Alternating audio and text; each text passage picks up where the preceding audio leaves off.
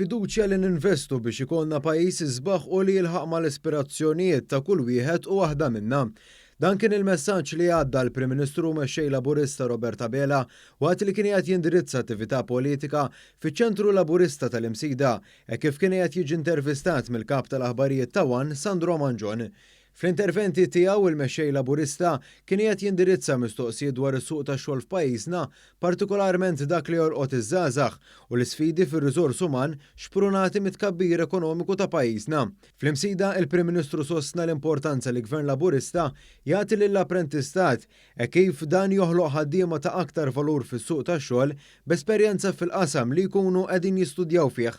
Brabta ma dan il-Prim Ministru sostna kif il-Gvern se jkun jagħti jieħu azzjoni biex ikompli jtejjeb il-kwalità tal-apprentistat, mod speċjali dak mogħti mill-Kulleġġ Malti għall-Arti, ix-Xjenza u t-Teknoloġija l-MCAST. Fil-preżent, dawk iż-żgħażagħ li jattendu għall-apprentistat jirċievu ekwivalenti għal paga minima meta jkun hemm inkluż ukoll l-istipendju u l-għotja mill-Gvern. Iżda il-Prim Ministru sqar kif dan mhuwiex biżżejjed kif l-istudent jixraqlu li jkun inċentivat aktar biex jażel korsijiet ta' dan it-tip li jippreparawh aktar għad-dinja tax-xogħol. Tlaqna mill-punt li le, l-istudenti tagħna jixirqilhom iktar u l-sistema eżistenti mhijiex biżżejjed biex tinċentiva aktar lill-studenti tagħna biex jażlu korsijiet u tagħlim li jinvolvi fih l-apprentistat. Għalhekk il-mexxej Laburista ħabbar kif l-istudenti tal-MCAST se jkunu qegħdin jirċievu l-kumpens tax-xogħol tagħhom bħala apprentisti. Il-bidla kif se tkun issa hija li min intitolat għall-istipendju, l-istipendju se jsommu kollu sħiħ.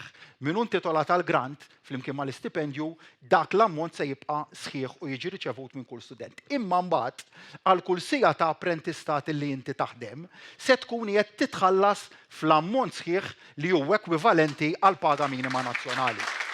Dan ser ifisser li ser titwettaq weda elettorali oħra tal-manifest elettorali Malta flimkien, dik li titkellem dwar it-tisħiħ tal-istudji vokazzjonali u t-tisħiħ tal-apprentistat. B'hekk din il-miżura se tkun qed tolqot mal-1000 student li flimkien se jirċievu ma' 600,000 euro. Il-Prim Ministru kompla jispjega kif din il-miżura se tkun qed taffettwa lill-istudent. Nieħdu student tal-ewwel sena li jiddeċiedi illi jaħdem is-600 siegħa kollha ta' apprentistat. Dak l-istudent se jkollu żieda f'dak li jkun qed jirċievi ta' 1000 euro fis-sena. Fil-prattika dik li se tkun qed tfisser għall-istudenti tagħna. U dawn huma allura l-implementazzjoni ta' dak il-wedi li jiena nemmen illi jagħmlu differenza tanġibbli mhux biss biex nindirizzaw din il-problema tan-nuqqas ta' riżorsa umana, imma wkoll il-dak istudent inti tellajtlu l-kwalità tal-ħajja tiegħu il fuq anke waqt li jkun qiegħed fil-perkors tal-istudji tiegħu.